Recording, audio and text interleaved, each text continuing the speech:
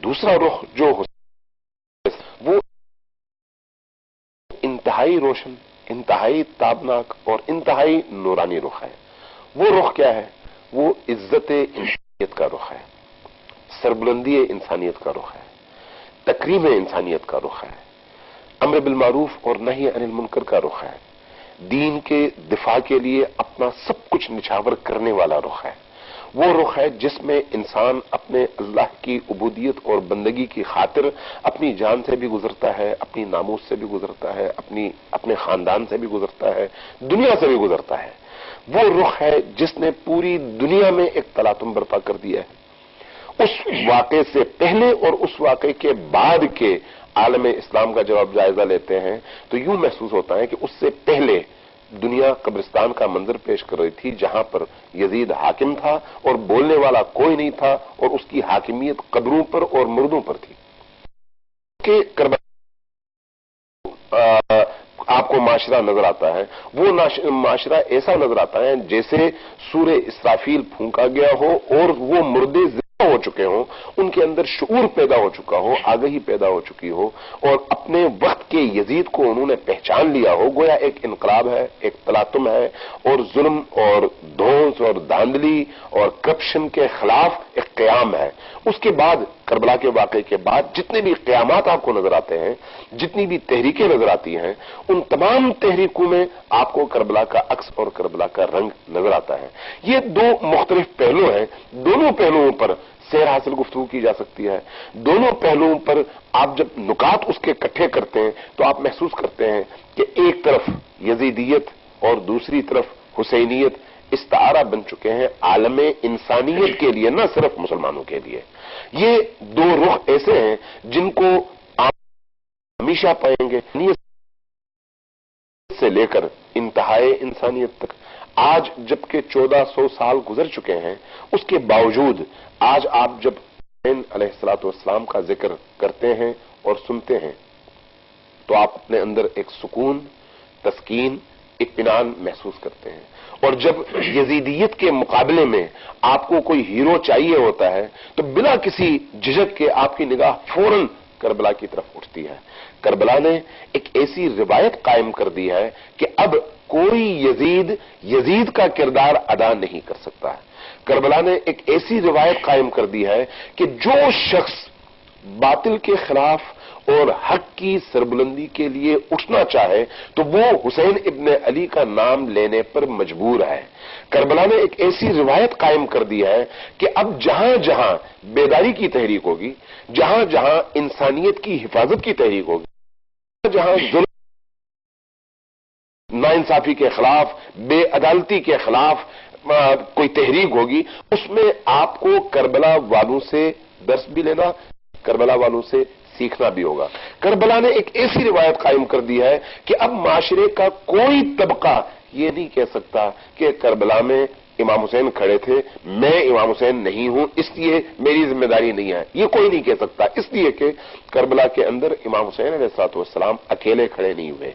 Karbala में 80-90 साल के बूढ़ों से लेकर शिशमाहा बच्चों तक को इमाम हुसैन ने मुंतखब करके, चुन के करबला पहुंचाया और आलम इंसानियत को यह बताया। मुस्लिम भी थी और वो भी थे, यानी माशरे के तमाम तबकात, खातून भी, मर्द भी, गुलाम भी, आजाद भी, काला भी, मुस्लिम, काला भी, सफेद भी, मुसलमान भी और गैर मुस्लिम भी, ईसाई भी, यानी गोया तमाम की नुमाइंदगी जमा करके और हदफ को बिल्कुल वाज़ेह तौर पर बयान करके हुसैन इब्ने अली ने बताया कि ये जो जंग है ये इंसानियत और हैवानियत की जंग है। ये सब एक और भी लेना होगा, करबला वालों से सीखना भी होगा।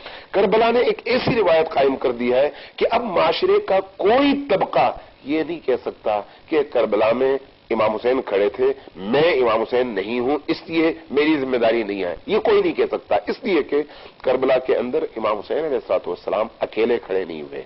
करबला में 80-90 साल के बूढ़ों से लेकर शिशमाहा बच्चों तक को इमाम हुसैन ने मुंतखब करके, चुन के करबला पहुंचाया और आलम इंसानियत को यह बताया। मुस्लिम भी थी और वो भी थे, यानी माशरे के तमाम तबकात, खातून भी, मर्द भी, गुलाम भी, आजाद भी, काला भी, मुस्लिम भी, काला भी, सफेद भी, मुसलमान भी, मुस्लिम भी, तमाम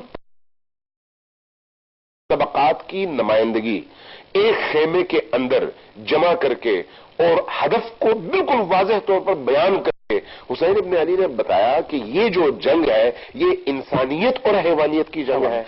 ये सब एक और पहलू है, बाज वाकया करबला के वाकयात को अंधोनाक था, जुल्म था, बर्बरियत था, तो बाज रोशन गोशे बाज का सामने नहीं आते। मसलन ये कि यूरोप का ये कहना या पापाइयत के बाद का कि औरत को आज़ादी दी है, यूरोप ने दी है या कैथोलिक्स ने दी है, लेकिन एक हमारी माँ का यजीद के दरबार में खड़ा हो जाना और एक जालिम के सामने खड़े होकर कहना कि तुम समझते हो कि तुम कामयाब हो गए हो, तुम्हें फतह हो, ये जरा जी आपने बिल्कुल दुरुस्त निशानदेही की। देखिए करबला के दो हिस्से हैं। एक हिस्सा है मक्का से कूफा की तरफ सफर और इस सफर में रस्ते से वापस करबला की तरफ मुड़ जाना और करबला में असर आशूर तक। इस पूरे सफर के अंदर हुसैन इब्ने अली काफिला सालार है। हिजाज के इस काफिले की रहबरी और रहनुमाई हुसैन इब्ने अली के हाथों में है। अब यहीं से इस सवाल का भी जवाब मिल जाता है कि इमाम हुसैन अलैहिस्सलाम क्यों खवातीन को अपने साथ लेकर आए, क्यों बच्चों को अपने साथ लेकर आए। यानी असर आशूर के बाद इस लुटे हुए लेकिन सरफराज, इस मकतूल और शहीद दादा काफिले लेकिन बाइज्जत सरबुलंद, यानी बाल औक़ात होता है ना कि आप किसी को मार देते हैं, मरने वाला जिल्लत से मरता है, लेकिन बाज़ औक़ात ऐसा नहीं होता, मरने वाला मरता है लेकिन इज्जत के साथ, सरबुलंदी के साथ, अज़्म के साथ। उसके मरने का तारीख इंसानियत को जगाने का बायस बनती है। करबला में इसलिए मकतूल जरूर हुए और उन पर मजालिम जरूर ढाए गए, लेकिन उन्होंने जिसने भी जान दी आखिरी वक्त तक लड़कर जान दी, आखिरी वक्त तक इज्जत और वकार का सबूत देकर जान दी। इस कैफियत के साथ आपने इक़्तिदार और रहबरी सौंपी हजरत ज़ैनब सलामुल्लाह अलैहा को। हजरत ज़ैनब कौन है? हजरत ज़ैनब सलामुल्लाह अलैहा वो हस्ती हैं जिनको आलिमतुन गैर मुअल्लिमा कहा गया, वो शख्सियत जिसकी मुअल्लिमा कोई नहीं है, मुअल्लिम उसका खुदा है। अल्लाह तबारक व तआला ने उनको इल्म अता किया है, हिल्म अता किया है, उनको मुहद्दिसा करार दिया गया है अहादीस में, यानी हदीस बयान करती हैं, गोया वो वही से लेती है और वही के नुज़ूल के उस मकाम पर उन्होंने परवरिश पाई है। इसलिए करबला में असर आशूर के बाद जो रहबरी और रहनुमाई का फरीजा, काफिला सालारी का फरीजा ज़ैनब सलामुल्लाह अलैहा ने निभाया है, ये पूरी आलम इंसानियत के लिए एक दर्स है कि इंसानी माशरे के अंदर मर्द और जन दोनों दो पलड़ों की तरह से हैं कि एक अगर न हो तो इंसानी माशरा कामिल नहीं है। लिहाजा जब हम इस्लाम की बात करते हैं, जब हम मकतबे अहलुल बैत की बात करते हैं, तो वहां पर आपको मर्दोजन बराबर में अपनी अपनी जिम्मेदारियों के साथ माशरे में नजर आते हैं। अल्लाह तबारक व तआला ने ज़ैनब सलामुल्लाह अलैहा को अली के घर में पैदा किया और उसको शरीके कारे हुसैन करार दिया। लिहाजा ये जो तहरीक है इसमें हजरत ज़ैनब सलामुल्लाह अलैहा ने करबला से लेकर दमिश्क तक जो सफर था, इस सफर में ज़ाहिर दर्जनों शहरों से गुजरे,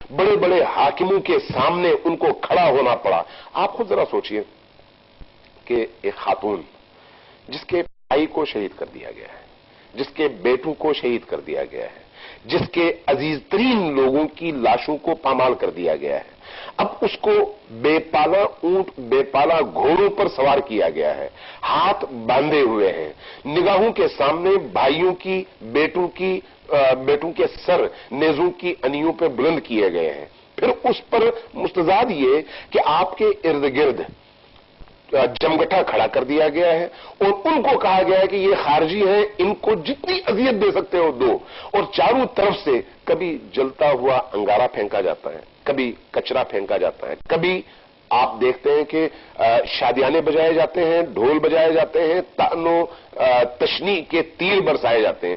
ایک ایسی فضا میں خاتون جس کو کہتے ہیں وہ کھڑی ہو، بازار میں خطبہ دے، دربار میں اٹھ کھڑی ہو، اپنے وقت کے سب سے زیادہ ظالم اور ناپاک حکمران کی آنکھوں میں آنکھیں ڈال کر اس کو مخاطب کر کے اس انداز میں وحی کی زبان میں گفتگو کرے کہ تمام کے تمام بنی امیہ کی اس دمشق والی مسجد میں جو لوگ کھچا کھچ بھرے ہوئے تھے وہاں پر ایک زلزلہ طاری ہو جائے اور ایک ایسی سکوت کی کیفیت ہو کہ اگر سوئی گرے تو اس کی آواز آئے.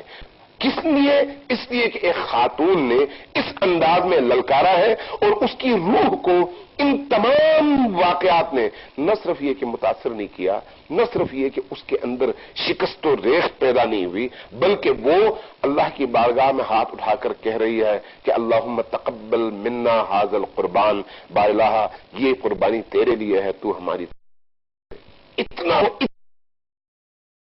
اتنی بڑی روح، اتنا بڑا عزم اور اس طرح سے راسخ اور قائم رہنا اور استقامت کا مظاہرہ کرنا تاریخ انسانیت میں کہیں پر اس کی مثال نہیں ملتی.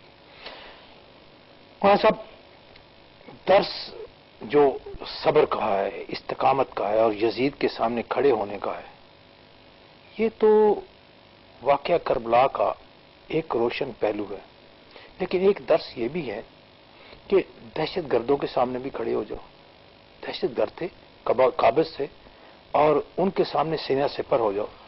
ہم آج جس دہشت گردی کے سامنے کھڑے ہیں اور آج جس طرح وہ ہمارے سامنے آتے ہیں، غیر ملکی بھارتی پیسہ، ایجنسیوں کا پیسہ، یہ درس ہمیں کہتا ہے کہ ہم ان کے سامنے بھی سینہ سپر ہوں، کھڑے ہو جائیں. دیکھیے، دہشت گردی صرف یزید نہیں بلکہ اموی کا جائزہ لیتے ہیں تو وہاں پر آپ کو ٹارگٹ کلنگ نظر آتی ہے. رسول کریم کے مقدس ترین صحابہ کو جہاں جہاں مختلف جگہوں میں اس اموی حکومت کے خلاف انہوں نے کوئی زبان کھولی تو ان کو ٹارگٹ کیا گیا. جہاں پر خریدنے کی خواہش تھی وہاں پر پیسے دیے گئے، اور جو صحابہ کرام، ظاہر ہے صحابہ کرام رسول کریم کی ہمراہی میں ان کے زیر سایہ تربیت پائے ہوئے لوگ تھے تو وہ کیسے بک سکتے تھے؟ بکے نہیں. جو لوگ نہیں بکے ان کو ٹارگٹ کیا گیا. ان کے اب بھی عراق کے اندر، شام کے اندر مختلف جگہوں میں ان کے مزارات پھیلے ہوئے ہیں، اور ان کے مزارات کے اوپر ان کی شہادت کی پوری داستان لکھی ہوئی ہے کہ کس طرح سے اموی حکومت کے ہاتھوں یہ شہید ہوئے. گویا ایک ایسا معاشرہ جہاں پر دہشت گردی اور ٹارگٹ کلنگ یہ اور امت کے نہیں تھا، خاموشی تھی. اس خاموشی کو حسین ابن علی نے توڑا ہے، اور حسین ابن علی نے اس خاموشی کو توڑنے کے بعد اصل فتنے کی نشاندہی کی ہے کہ فتنہ کیا ہے. فتنہ کیا ہے؟ فتنہ یہ ہے کہ رسول کی مسند پر، خلافت الہیہ کی مسند پر جو لوگ براجمان ہیں، جو شخص براجمان ہے، اس کا دور دور تک نہ قرآن سے تعلق ہے، نہ اسلام سے تعلق ہے، نہ دین سے تعلق ہے. شارب الخمر، چونکہ امام حسین علیہ السلام کے اپنے خطبے ہیں جو مدینہ سے مکہ اور مکہ سے کربلا تک کے دوران جو ان کے خطبے تھے، جو ان کے مکتوبات تھے، جو ان کے کلمات تھے، کلمات قصار، یہ سارے مختلف لوگوں نے جمع کیے ہیں اور کتابی شکل میں موجود ہے. ان کو جب آپ پڑھتے ہیں تو محسوس کرتے ہیں کہ حسین ابن علی کا بنیادی مقصد لوگوں کو ظلم، ستم، دہشت، وحشت اور بربریت سے نجات دلانا. آج دہشت گرد کا کرنا، مدینہ منورہ میں دہشت گرد بھیجے گئے، حاجیوں کے لباس میں بھیجنے کا پروگرام تھا کہ دہشت گرد جائیں گے، خود کو شاملاور اس کو بدل لیں. جی جی جی. جب یہ، اور پھر جب حضرت امام حسین علیہ السلام کھڑے ہوئے کہ اصل ہاتھ کو بے نقاب کروں کہ ان کے پیچھے، تو اصل ہاتھوں کو بھی دہشت گردوں کو بے نقاب کرنا، یہ واقعہ ہمیں درس نہیں دیتا؟ ظاہر ہے، یقینی طور پر. میں اس لیے اکثر کہا کرتا ہوں کہ کربلا ایک دانشکدہ ہے. اس کے جن جن پہلوؤں پر آپ غور کریں گے محسوس کریں گے کہ آپ کے زمانے کے تمام حالات پر کربلا منطبق ہے. کئی چشمے پھوٹتے ہیں، بالکل کئی چشمے پھوٹتے ہیں اور حکمت کے چشمے ہیں، یعنی آپ کو سیکھنے کا موقع ملتا ہے. حسین ابن علی 61 ہجری میں रसूल करीम के वाहिद फर्जंद थे, जिनकी जिम्मेदारी थी कि दीन का जो हुलिया बिगाड़ कर यजीदियत को दीन का लिबास पहना दिया गया है, उसको बेनकाब करके बता दिया जाए कि दीन क्या, दीन का लिबास इमाम हुसैन ने करके दिखाया। आज भी ऐसा ही है, जो लोग कत्ल करते हैं, जो लोग दहशतगर्दी करते हैं, जो लोग टारगेट करते हैं, जो लोग बम रखकर बेगुनाह लोगों को उड़ा देते हैं, जो लोग मस्जिदों में इमामबारगाहों में, चर्चों में, बाजारों में, जनाजों में, ईद की नमाजों में, बिल्कुल ये यानी बर्बरियत की वो दास्तानें हैं जिनकी मिसाल शायद बनी उमैया के अपने दौर में भी कम मिलती है। गोया यजीदियत और बर्बरियत इसने नई शक्ल में पाकिस्तान के अंदर और बाज़ दीगर ममालिक में जन्म लिया है। रूह वही खारिजियत वाली रूह है, नजरिया वही खारिजियत वाला नजरिया है कि आपके अलावा सब बातिल है, आप हक पर हैं और आप जिसको कत्ल करें, जिसको चाहे कत्ल करें, आपके पास खुला परवाना मौजूद है। यही काम तकफीरी ग्रुप है कि आप अपने अलावा हर आदमी काफर है, और काफर भी ऐसा जो कत्ल है। देखिए, को जब सामना था खवारिज का, तो उस वक्त की अगर पूरी तारीख आप सामने रखें तो आप महसूस करेंगे कि उस दौर के खवारिज ने अली अलैहिस्सलाम के बारे में भी ऐलान कर दिया था कि अली दीन से खारिज हो गए। अब मैं वो लफ्ज कहते हुए भी मुझे झिझक महसूस होती है कि नऊजुबिल्लाह कहा अली काफिर हो गए, नऊजुबिल्लाह। अब अगर अली काफिर है तो फिर कायनात में मुसलमान कौन है? अगर अली ऐसे है तो फिर कायनात में मुवहिद कौन है? तो ये भी फरमाया ना कि हमें बस कुरान दे दो, हमें पैगंबर की भी जरूरत नहीं, नाउजुबिल्लाह तो ऐसे ही कुरान हमारे लिए काफी है। ठीक, वो रूह, लिहाजा आप नहजुल बलागा जब पढ़ते हैं तो अमीरुल मोमिनीन वहां पर कहते नजर आते हैं कि फ़क़अतु ऐनल फितना, एक ऐसा फितना खड़ा हो गया था जिसको खत्म करने के लिए एक बहुत बड़े इरादे की जरूरत थी। मैं रात भर सोचता करूं, काबिला है कि मुसलमान को मार रहे हो, खामोश रहूं तो दीन बर्बाद हो जाता है। फरमाने लगे कि मैंने आखिरकार ये फैसला किया कि इस फितने को अगर मैं खत्म न करूं तो मेरे अलावा किसी में हिम्मत नहीं है खत्म करने की। लिहाजा मैंने इरादा किया और उसके बाद फ़क़अतु ऐनल फितना, फितने की आंख मैंने इस तरह से उखाड़ दी कि अब किसी को जुर्अत न हो उस अंदाज में इस्लाम और दीन के वैल्यूज और अक़दार का मजाक उड़ाए। आज वो खारिजियत तारीख में छुपी रही उसी तरह से जिस तरह से खाक के नीचे जो है अंगारे छुपे होते हैं। आज उसी खारिजियत ने दोबारा सर उठाया है। उस खारिजियत की अलामात अगर आप देखते हैं तो वही अलामात हैं जो या आपको खवारिज से नहरवान की जंग में नजर आते हैं, या जो करबला के अंदर नजर आते हैं कि रसूल ज़ादे को जल्दी तब नमाज पढ़ सके, को जल्दी असीर करो और उनके मालो मता को लूट लो ताकि हम इशा की नमाज पढ़ सकें। यानी नमाज भी है, लूट भी है, अल्लाह से दुश्मनी भी है और नमाज भी है। यही चीज इस वक्त पाकिस्तान में भी आपको नजर आती है, बाज़ दीगर दुनिया के हिस्सों में भी यही चीज आपको नजर आती है। गोया जब आप करबला को पहचानते हैं तो आपको अपने माशरों में करबला की उन हकीकतों का इंतबाह करते हुए आसानी मिलती है। नाज़रीन, हमारी मौलाना मोहम्मद अमीन शहीदी साहब से गुफ्तगू जारी है। यहां पर लेते हैं मुख्तसर सा इश्तारी। मज़ारात के ऊपर उनकी शहादत की पूरी दास्तान लिखी हुई है कि किस तरह से उमवी हुकूमत के हाथों ये शहीद हुए। गोया एक ऐसा माशरा जहां पर दहशतगर्दी और टारगेट किलिंग ये और उम्मत की नहीं था, खामोशी थी। उस खामोशी को हुसैन इब्न अली ने तोड़ा है और हुसैन इब्न अली ने उस खामोशी को तोड़ने के बाद असल फितने की निशानदेही की है कि फितना क्या है। फितना क्या है? फितना यह है कि रसूल की मसनद पर, खिलाफत इलाहिया की मसनद पर जो लोग बराजमान हैं, जो शख्स बराजमान है, उसका दूर दूर तक न कुरान से ताल्लुक है, न इस्लाम से ताल्लुक है, न दीन से ताल्लुक है। शारिबुल खम्र, चूंकि इमाम हुसैन अलैहिस्सलाम के अपने खुतबे हैं जो मदीना से मक्का और मक्का से करबला तक के दौरान जो उनके खुतबे थे, जो उनके मकतूबात थे, जो उनके कलिमात थे, کلمات قصار، یہ سارے مختلف لوگوں نے جمع کیے ہیں اور کتابی شکل میں موجود ہیں. ان کو جب آپ پڑھتے ہیں تو محسوس کرتے ہیں کہ حسین ابن علی کا بنیادی مقصد لوگوں کو ظلم، ستم، دہشت، وحشت اور بربریت سے نجات دلانا. آج دہشت گرد کا کرنا، مدینہ منورہ میں دہشت گرد بھیجے گئے، بالکل حاجیوں کے لباس میں بھیجنے کا پروگرام تھا کہ دہشت گرد جائیں گے، خود کو شاملاور ہوئی اس کو بدل لیں. جی جی جی. جب یہ اور پھر جب حضرت امام حسین علیہ السلام کھڑے ہوئے کہ اصل ہاتھ کو بے نقاب کروں کہ ان کے پیچھے تو اصل ہاتھوں کو بھی دہشت گردوں کو بے نقاب کرنا، یہ واقعہ ہمیں درس نہیں دیتا ہے. یقینی طور پر میں اس لیے اکثر کہا کرتا ہوں کہ کربلا ایک دانشکدہ ہے. اس کے جن جن پہلوؤں پر آپ غور کریں گے محسوس کریں گے کہ آپ کے زمانے کے تمام حالات پر کربلا منطبق ہے. کئی چشمے پھوٹتے ہیں، بالکل کئی چشمے پھوٹتے ہیں اور حکمت کے چشمے ہیں، یعنی آپ کو سیکھنے کا موقع ملتا ہے.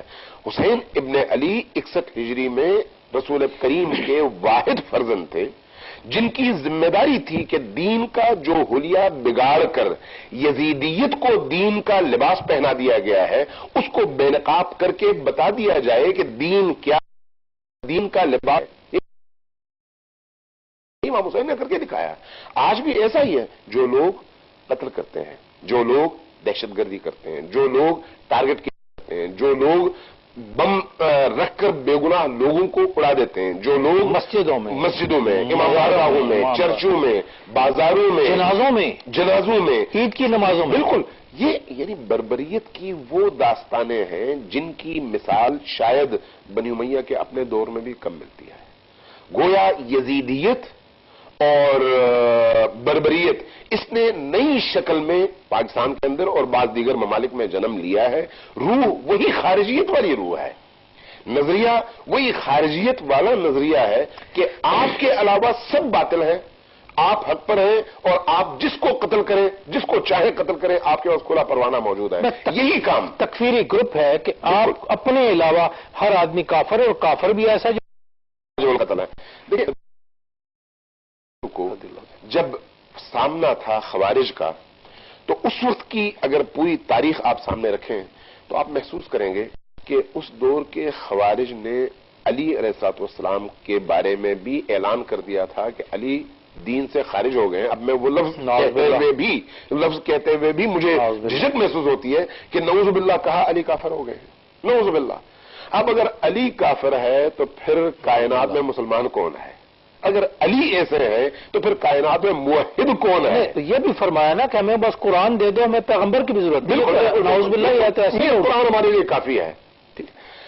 وہ روح، لہذا آپ نہج البلاغہ جب پڑھتے ہیں تو امیر المومنین وہاں پر کہتے نظر آتے ہیں کہ فقعت عین الفتنہ، ایک ایسا فتنہ کھڑا ہو گیا تھا جس کو ختم کرنے کے لیے ایک بہت بڑے ارادے کی ضرورت تھی. میں رات بھر سوچتا کروں، قابلہ ہے کہ مسلمان کو مار رہے ہو، خاموش رہوں تو دین برباد ہو جاتا ہے. فرمانے لگے کہ میں نے آخر کار یہ فیصلہ کیا کہ اس فتنے کو اگر میں ختم نہ کروں تو میرے علاوہ کسی میں ہمت نہیں ہے ختم کرنے کی. لہذا میں نے ارادہ کیا اور اس کے بعد فقعت عین الفتنہ، فتنے کی آنکھ میں نے اس طرح سے اکھاڑ دی کہ اب کسی کو جرأت نہ ہو اس انداز میں اسلام اور دین کے ویلیوز اور اقدار کا مذاق اڑائے. آج وہ خارجیت تاریخ میں چھپی رہی اسی طرح سے جس طرح سے خاک کے نیچے جو ہے انگارے چھپے ہوتے ہیں. آج اسی خارجیت نے دوبارہ سر اٹھایا ہے. اس خارجیت کی علامات اگر آپ دیکھتے ہیں تو وہی علامات ہیں جو یا آپ کو خوارج سے نہروان کی جنگ میں نظر آتے ہیں یا جو کربلا کے اندر نظر آتے ہیں کہ رسول زادے کو جلدی نماز پڑھ سکیں، کو جلدی اسیر کرو اور ان کے مال و متاع کو لوٹ لو تاکہ ہم عشاء کی نماز پڑھ سکیں. یعنی نماز بھی ہے، لوٹ بھی ہے، اللہ سے دشمنی بھی ہے اور نماز بھی ہے. یہی چیز اس وقت پاکستان میں بھی آپ کو نظر آتی ہے، بعض دیگر دنیا کے حصوں میں بھی یہی چیز آپ کو نظر آتی ہے. گویا جب آپ کربلا کو پہچانتے ہیں تو آپ کو اپنے معاشروں میں کربلا کی ان حقیقتوں کا انطباق کرتے ہوئے آسانی ملتی ہے. ناظرین، ہماری مولانا محمد امین شہیدی صاحب سے گفتگو جاری ہے. یہاں پر لیتے ہیں مختصر سا اشتہاری وقفہ.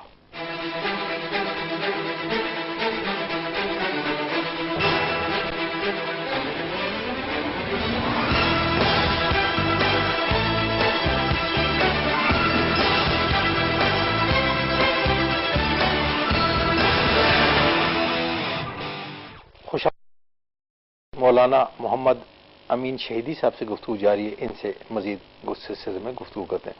مولانا صاحب، آپ مسلمانوں کے تمام فرقوں، تمام مسالک میں اتحاد بنانے کے لیے اور ان میں ہم آہنگی پیدا کرنے کے لیے ہمیشہ کوشاں رہے، اور اس حوالے سے پورے ملک میں اور ملک سے باہر بھی آپ کی خاصی عزت ہے۔ مشکلات آپ کو کیا پیش آتی ہیں؟ دیکھیے، یہ ایک سلگتا ہوا موضوع ہے۔ آپ جانتے ہیں کہ اسلام دنیا میں غلبے کے لیے آیا ہے، اور یہ جو 21ویں صدی ہے یہ بہرحال عالم اسلام کی بیداری کی صدی ہے۔ لیکن اسلام کو جس چیز نے سب سے پہنچایا، اسلام کے اندر کے فرقوں کے آپس کے وہ اختلافات ہیں جو گزشتہ 14 صدیوں سے کبھی بھی حل نہیں ہو سکے۔ مشکل یہ ہے کہ ان اختلافات کو بڑھاوا دینے کی کوشش دوستوں کی طرف سے بھی ہوتی ہے اور دشمنوں کی طرف سے بھی ہوتی ہے۔ ہم اگر ایک علمی اور تحقیقی جائزہ لیں اسلام اور اسلام کی تعلیمات کا، تو ہم یہ محسوس کرتے ہیں کہ جتنے بھی مکاتب فکر اسلام کے دامن میں پرورش پا کر وجود میں آ چکے ہیں، ان کی مثال گائے کے اس تھن کی طرح سے ہے جس میں 4 وہ ہوتی ہیں، جس سے بھی آپ نکالنا چاہیں دودھ ہی نکلتا ہے۔ اسلام ایک مقصد ہے، اور اس مقصد تک پہنچنے کے لیے یہ سارے کے سارے رستے ہیں، اور ان رستوں کے وجود میں آنے کی وجہ فہم کا اختلاف ہے، اس کے علاوہ اور کچھ بھی نہیں۔ لیکن جب ہم تھوڑا سا تحقیق کرتے ہیں تو یہ دیکھتے ہیں کہ ان مشترکات کی اور جو اختلافات ہیں وہ فہم کے اختلاف کی وجہ سے وجود میں آتے ہیں، اور 5% سے کم ہے۔ اب یہاں پر کچھ تو ہمارے اندر کے دکانداروں کو یہ فرصت ملتی ہے کہ اپنی دکانداری چمکانے کے لیے 95% کو تو آپ کنارے پہ رکھ دیں، ان 5% کو زیادہ سے زیادہ اجاگر کرنے کی کوشش کریں۔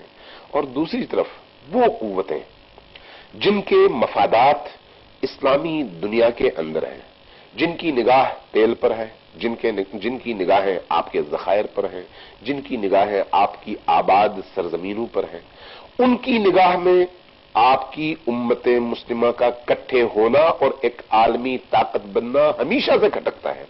اور اسلام، جیسا کہ میں نے پہلے عرض کیا کہ غلبے کے لیے آیا ہے، اس وقت بھی اسلام کی بنیادی تعلیمات کے اندر وہ گہرائی اور وہ کشش موجود ہے کہ آپ کا پورا یورپ اور پورے امریکہ میں جس تیزی کے ساتھ دین پھیل رہا ہے، سابقہ آپ سروے رپورٹس پڑھ لیں، آپ کو محسوس ہوگا کہ ہر روز ایک کلیسا گرتا ہے، منہدم ہوتا ہے، بکتا ہے، اس کی جگہ ایک مسجد جنم لیتی ہے، تعمیر ہوتی ہے، یعنی یہ ہر روز کی روایت ہے۔ اب اس صورتحال کے پیش نظر ہمارے دشمنوں نے ہمیشہ کوشش کی کہ اسلامی دنیا کو آپس میں لڑایا جائے، تقسیم کیا جائے، اور اس کے لیے ایک اچھا ہتھ کنڈا ان کے پاس ہے کہ عوام اور حکمرانوں کے درمیان اس طرح سے فاصلے پیدا کر دو کہ حکمران ہمارے ہوں اور عوام ہمارے نہ بھی ہوں، تو ان پر جو ہے ہم ان کو مسلط کر سکیں۔ اس وقت اسلامی دنیا میں جتنے حکمران اسلامی ممالک کے اندر مسلط ہیں، وہ بالعموم امریکہ اور یورپ کے حمایت یافتہ لوگ ہیں۔ اب ان کی مشکل کیا ہے؟ وہ اگر اپنی حکومت قائم رکھنا تو ان کو، اور یہ ان کی سب سے بڑی کمزوری ہے۔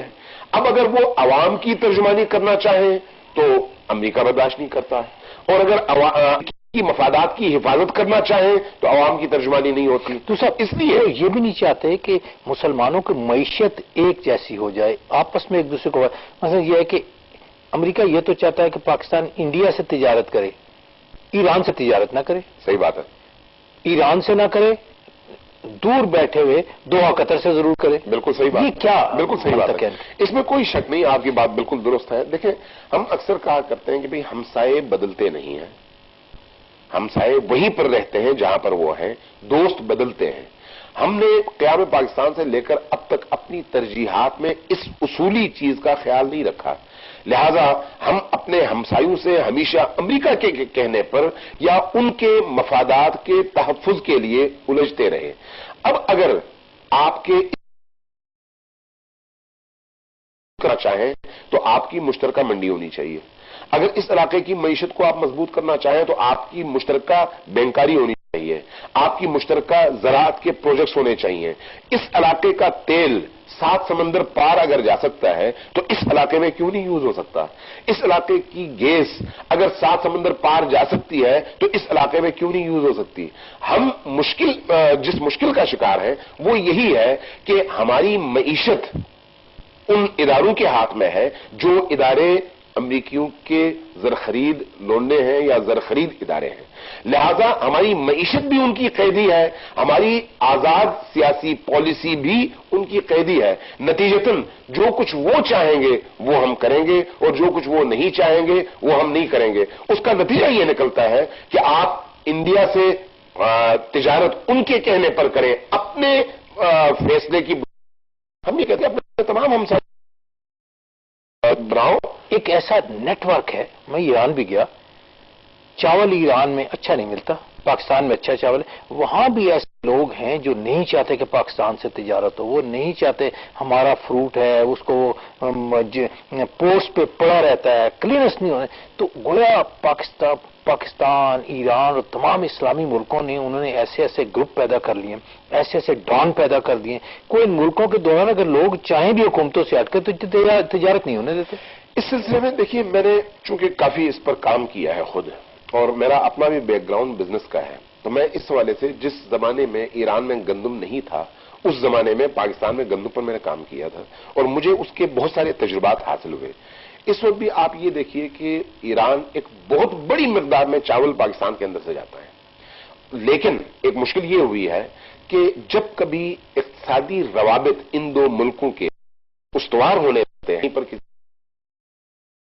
مسجد میں, کہیں پر کسی امام بارگاہ میں, کہیں پر کیڈٹس کو, کہیں پر کسی اور چیز کو اس طرح سے نشانہ بنایا جاتا ہے, یا پھر یہاں گروپس بھیجے جاتے ہیں جو زاہدان میں, زابل میں, کچھ اور علاقوں میں ان کے لوگوں کو نشانہ بناتے ہیں. اس کے نتیجے میں پھر وہی کشیدگی پیدا کر دی جاتی ہے.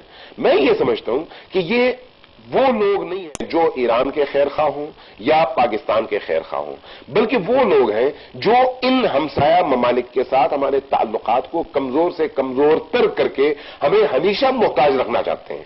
ہم یہ سمجھتے ہیں کہ اگر ہم اس طرح کے دشمنوں کی پہچان کر سکیں, اور پاکستان میں جو ایک المیہ ہمارا رہا ہے وہ قانون اور رٹ کا قائم نہ ہونا ہے. آپ جانتے ہیں کہ یہاں پر ہماری پولیس بھی بکتی ہے, عدالتیں بھی بکتی ہیں, ہمارے ادارے بھی بکتے ہیں, اور ان اداروں کے درمیان جو ہے لوگوں کو اس طرح سے اندر ڈال دیا جاتا ہے کہ وہ اس طرح کے مسائل میں اپنا منفی رول ادا کر کے دوسرے سے دور کر چیزوں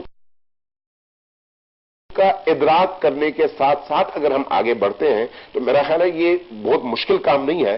ابھی زرداری حکومت نے جب ایران کے ساتھ گیس پائپ لائن پر اپنے اقتدار کے آخری دنوں میں سائن کیے, تو میں اس وقت بھی پیپلز پارٹی کے لوگوں سے یہ پوچھتا رہا کہ 5 سال آپ نے گزار دیے, آپ اپنی حکومت کے ابتدائی دنوں میں اگر یہ کام کرتے تو ہو سکتا ہے اب تک بہت سارا کام ہو چکا ہوتا, لیکن آپ نے آخری دور میں کیا. اور جیسے ہی آپ نے سائن کر دیے اس کے فوراً بعد آپ کی خلیجی ممالک کی لابی بھی اٹھ کھڑی ہوئی, ادھر سے امریکہ بھی اٹھ کھڑا ہوا کہ نہیں بھئی یہ ہم نہیں ہونے دیں گے. کیوں بھئی, اس سے آپ کو کیا نقصان ہے؟ نقصان کوئی نہیں ہے, لیکن ہم نہیں چاہتے کہ آپ کی معیشت مضبوط ہو. دوسرے یورپ لے سکتا ہم نے. آپ کے نام میں شہیدی لفظ آتا ہے. آج کل لفظ شہید کو ایک عجیب انداز میں پیش کیا گیا. ایک ہمارے عالم دین سیاست دان ایک نجس چیز کو بھی شہید, اگر امریکن اس سے مرے, اور دوسروں نے پاکستانی فوجیوں کو شہید کا مطلب اور لفظ کہاں اطلاق ہو سکتا ہے؟ کسی دہشت گرد کے بارے میں معصوموں کو مارنا, بے گناہوں کو مارنے والے پہ آپ چسپاں کر سکتے ہو کہ چونکہ وہ تھا تو برا آدمی, لوگوں کو مارتا بھی رہا, قتل بھی کرتا رہا, چونکہ اس کو امریکن ڈرون نے مارا لہذا وہ شہادت کے رتبے کے. ایک زانی شرابی اگر یہ کام کرے اور ایک دن امریکہ کے سامنے للکارے اور اس کا کوئی فوجی اس کو گولی مار دے تو وہ پوتر ہو کے, پاک ہو کے جنت میں اعلیٰ منصب پہ, شہادت کے منصب پہ فائز ہو سکتا ہے؟ دیکھیے, شہادت کا یہ لفظ قرآنی اصطلاح ہے, ہمیں قرآن کی نگاہ سے اس کو دیکھنا چاہیے. شہادت یعنی گواہی. احادیث میں جس طرح سے یہ مفہوم اور یہ اصطلاح استعمال کی گئی ہے وہ قرآن ہی سے لے کر کی گئی ہے. قرآن کریم نے ان لوگوں کو جو اپنی پاکی, وہ لوگ جو شجاعت کا مظہر تھے، وہ لوگ جو روحانیت کا مرکز اور محور تھے، وہ لوگ جنہوں نے اپنے دین کی خاطر تن من دھن اور اپنا سب کچھ نچھاور کر دیا اور سر کٹا دیا، ایسے لوگوں کو قرآن کریم نے شہید کہا اور کہا کہ یہ ہمیشہ زندہ ہیں اور عند اللہ روزی پاتے ہیں اور رزق پاتے ہیں۔ خود شہادت کا لفظ جو ہے یعنی دیکھنے کے معنی میں ہے، شہادت دینے یعنی دیکھنا، اس لیے حدیث میں یہ آیا ہے کہ الشہید ینظر الی وجہ اللہ، شہید اللہ کے جمال اور جلال کا نظارہ کرتا ہے، چونکہ وہ اس مقام پر پہنچتا ہے۔ یہ اتنا جلیل القدر مفہوم ہے اور مرتبہ ہے۔ اللہ تبارک و تعالیٰ نے قرآن کریم میں انبیاء کے ساتھ، صالحین کے ساتھ، صدیقین کے ساتھ، اولیاء کے ساتھ شہید کو بھی شامل کیا ہے اور کہا یہ سارے رتبے کے لحاظ سے ایک ہے۔ اتنا اب ہمارے ہاں جن لوگوں نے اس لفظ کا استحصال کیا، میں یہ سمجھتا ہوں کہ یہ نظریاتی مسئلہ نہیں تھا، یہ سیاست تھی۔ انہوں نے سیاست کی ہے۔ یہ لفظ پاکیزہ لفظ ہے، اس لفظ کا استحصال نہیں ہونا چاہیے۔ اب وہ شخص جو 200 250 بے گناہ مرد و زن اور بچوں کا قاتل ہو، وہ شخص جو خیبر بازار میں، قصخانی بازار میں، مونا مارکیٹ میں، آپ کے راجہ بازار میں، آپ کے فوجی چھاونیوں میں، آپ کے ایئر بیسز میں بے گناہوں کا قتل عام کرتا ہے، معصوم بچوں کو ان کے جسم کے اعضاء فضا میں بکھیر دیتا ہے اور اس کے بعد بڑے مزے سے دعوے کرتا ہے کہ میں نے ان کو مارا ہے، میرے حکم پہ مارا گیا ہے، اگر وہ بھی شہید ہیں اور امام حسین بھی شہید ہیں تو نعوذ باللہ، میرا خیال ہے اس لفظ کا اس سے برا استحصال اور اس سیاست سے ہمیں نکلنا چاہیے۔ اور پھر ایک اور بحث بھی چھڑ گئی، آپ کے علم میں ہے کہ پاک فوج جو ہے وہ شہید نہیں ہے، طالبان اور شدت پسند وہ شہید ہیں۔ یہ خدا رہا، ہمیں اپنی ریاست، اپنے ملک اور اپنے وطن کا خیال رکھنا چاہیے اور ہمیں اس شعور کے ساتھ آگے بڑھنا چاہیے کہ پاکستان ایک اسلامی ریاست ہے، مسلمان ریاست ہے۔ پاکستان جب وجود میں آیا تو کائنات کے اور دنیا کے نقشے میں پہلا اسلامی جمہوریہ تھا، اور اس ملک کے اندر اس کے دستور میں یہ لکھا ہوا ہے کہ یہاں پر جو قوانین بنیں گے وہ قرآن اور سنت کی بنیاد پر بنیں گے۔ ہاں اب بھی بہت سارے قوانین انگریزوں کے ہیں، لیکن اس میں ترمیم لانی چاہیے، اس کو تبدیل کرنا چاہیے، اس کی اصلاح کرنی چاہیے اور اس کو اسلامی بنانا چاہیے، اس میں کوئی دوسری رائے نہیں ہے۔ لیکن ایک صورتحال یہ بھی کہ جو آدمی شہید ہے پہلے تو اس کو انسان ہونا چاہیے، مارنا چاہیے کے معیار پر ہی پورا نہیں اترتے، وہ شہادت کے رتبے کے کیسے پہنچ گئی ہے، کیسے پہلے تو انسان ہونا چاہیے۔ میں یہی عرض کر رہا تھا کہ اگر وحشی جانور، جن کو جانور کہنا اس جانور کی بھی توہین ہے، اللہ تبارک و تعالیٰ نے انسان اور حیوان میں وجہ امتیاز یہی رکھا کہ انسان کو عقل دی اور کہا کہ اگر یہ عقل استعمال نہ کرے تو بل ہم ازل، وہ جو مویشی ہیں، وہ جو حیوانات ہیں، درندے ہیں، ان سے یہ بدتر ہو سکتا ہے۔ اور آج ہم دیکھتے ہیں کہ عمل کے اعتبار سے وہ لوگ جنہوں نے بے گناہ ترین انسانوں کو مسجدوں میں، میلاد کی محفلوں میں، نشتر پارک میں، اذان کے جلوسوں میں، بازاروں میں نشانہ بنایا اور ہزاروں کو بنایا۔ جنازہ، نماز جنازہ میں جہاں پر لوگ ایک جنازے سے اور اس کے عزیز و اقارب سے، وارثوں سے تسلیت کے لیے غم اور اندوہ کی کیفیت میں جمع ہوئے، تمام مسالک کے لوگ ہوتے ہیں، تمام لوگ موجود ہیں، ان سب کو اڑا دیا گیا اور پھر یہ کہا گیا کہ یہ بھئی ہم یہ درندی ہے۔ دینے کے لیے ایسے درندوں کو شہید کا لفظ اس پر اطلاق کرنا اور کہنا کہ یہ شہید ہے، یہ ان سے بھی خیانت ہے، شہادت کے اس لفظ سے بھی خیانت ہے، اپنی قوم سے بھی خیانت ہے، اپنے ملک سے بھی خیانت ہے، اپنی ریاست سے بھی خیانت ہے۔ ہمیں ایسا نہیں کرنا چاہیے، ہمیں کم از کم حقائق کو سامنے رکھنا چاہیے۔ ہاں ایک بات میں مانتا ہوں کہ جس طرح سے بعض لوگ کنفیوز ہوتے ہیں اور کنفیوژن کی وجہ سے حق اور باطل کے درمیان تمیز نہیں کر پاتے، اس طرح سے بعض سیاستدان آج کے ایسے نظر آ رہے ہیں جو اسی طرح سے حق اور باطل کے درمیان کنفیوژن کا شکار ہے، جس طرح سے بہت سارے لوگ جنگ نہروان میں علی اور خوارج کی جنگ کے حوالے سے پریشانی کا شکار تھے کہ حق کون سا ہے، یہ ہے یا وہ ہے۔ آج بھی وہی کنفیوز لوگ موجود ہیں جو یہ کہتے نظر آتے ہیں کہ طالبان بھی صحیح ہے اور پاکستانی ریاست نہیں ہے. اسلامی ملک ہے, مسلمانوں کا ملک ہے. اس ملک کو زیادہ سے زیادہ طاقتور ہونا چاہیے اور دین کی مضبوطی کا باعث بننا چاہیے. اور جو لوگ اس ملک پر حملہ کرتے ہیں, اس ملک کی خود مختاری پر حملہ کرتے ہیں, اس ملک کے اساسوں پر حملہ کرتے ہیں. آپ ذرا غور کیجیے گا, دیکھیے آپ کے ہیڈ کوارٹرز پر حملہ کیا جاتا ہے آرمی کے, آپ کے ایئر بیسز پر حملہ کیا جاتا ہے, آپ کے جہازوں کو نشانہ بنایا جاتا ہے, حساس ترین اثاثجات کو اڑا دیا جاتا ہے.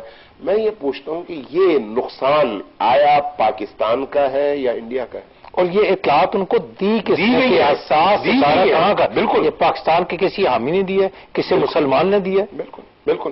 اب سوال یہ ہے کہ ان تمام اقدامات کا فائدہ پاکستان کو ہوتا ہے یا پاکستان دشمنوں کو؟ ظاہر ہے پاکستان دشمنوں کو. گویا آپ نے کے دشمنوں کو نقصان پہنچایا ہے, اور جو لوگ ریاست کو نقصان پہنچاتے ہیں ان کو پاکستان میں غدار کہا جاتا ہے. غداروں سے نہ گفتگو ہوتی ہے نہ مذاکرات ہوتے ہیں. غداروں سے اس ریاستی آئین اور طاقت اور قانون کے مطابق پیش آنا چاہیے, اس کی روشنی میں دیکھنا چاہیے. مسجد زرار والے لوگ ہیں, ایسا ہی ہے, ایسا ہی ہے. یہ وہ لوگ ہیں جن کے بارے میں شاید بہتر اصطلاح وہی خوارج والی ہو. یہ وہ لوگ ہیں جو اسلام سمجھ کر یا اسلام قرار دے کر کفر کے وہ تمام حربے آزماتے ہیں جن کا دور دور تک اسلام سے, دین سے کوئی تعلق نہیں ہے. اسلام سے مذاکرات ہونے چاہیے.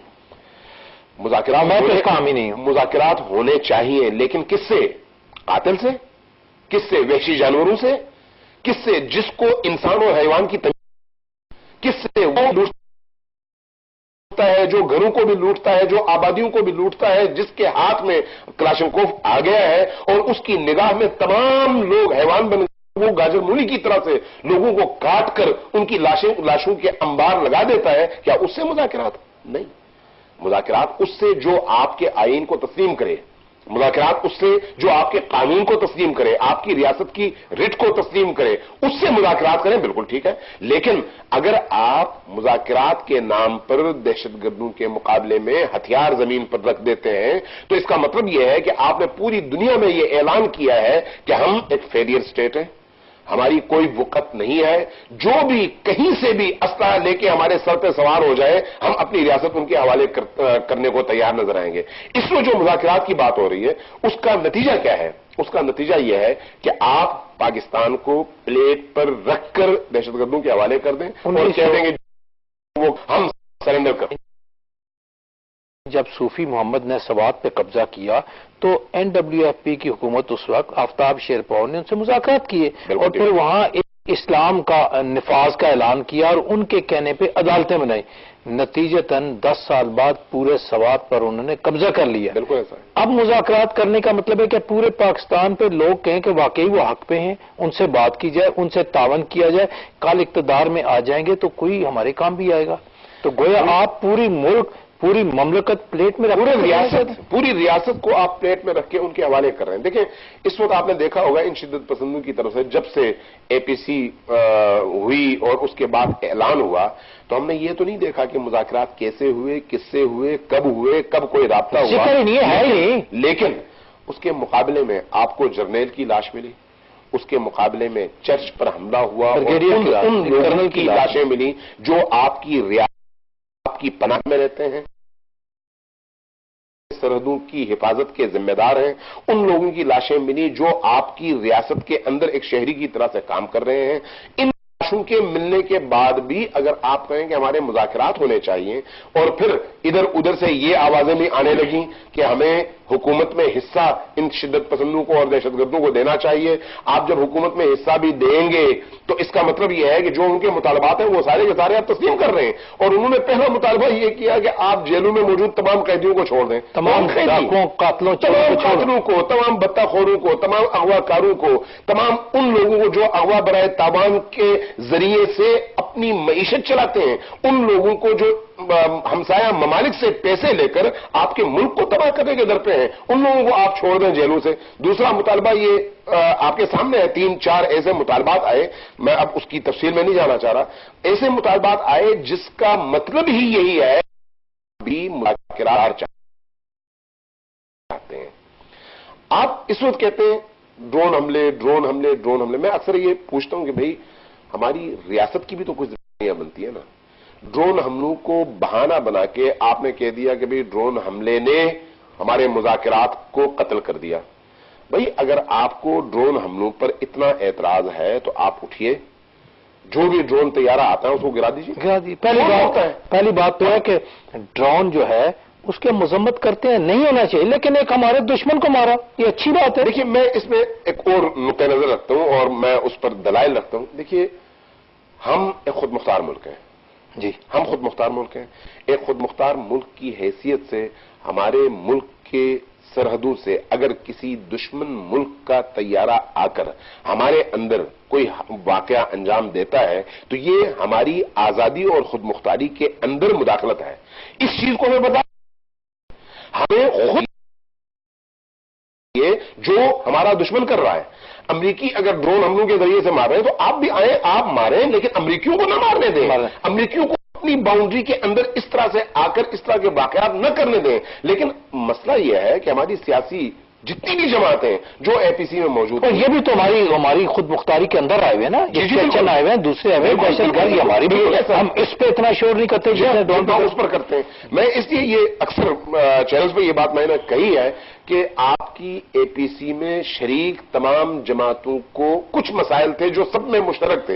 एक ये कि सब डरे हुए थे, सब जो है इन शिद्दत पसंदों के डसे हुए लोग हैं और इनके हाथों जर्ब खाए हुए लोग हैं, इसलिए उनको खौफ है कि कहीं वो अगर कोई बात करेंगे तो उनको निशाना बनाया जाएगा। एक दूसरा ये कि वो सब जानते हैं कि ड्रोन हमले रियासत के इदारों की और हुकूमत की मर्जी से हो रहे हैं और उनको मालूम है सिर्फ सियासत।